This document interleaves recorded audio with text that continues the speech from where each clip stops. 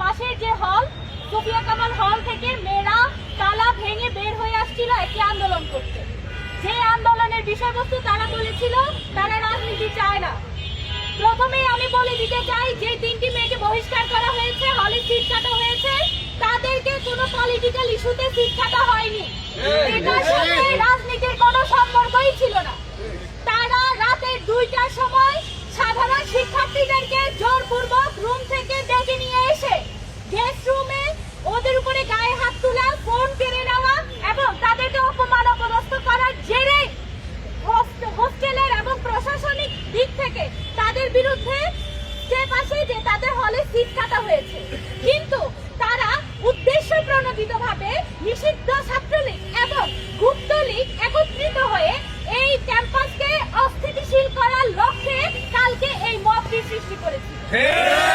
যে মবের সাথে বাংলাদেশ জাতীয়তাবাদী দলের যে কমিটি এবং ছাত্র রাজনীতির কোনো সম্পর্কই ছিল। তাদের বিরুদ্ধে প্রতিবাদ জানিয়েছিল সাধারণ শিক্ষার্থীরা। তাদের ওই সাধারণ শিক্ষার্থীদের প্রমাণ এবং তথ্যের ভিত্তিতে আমাদের প্রশাসন তাদের বিরুদ্ধে ব্যবস্থা নিয়েছে।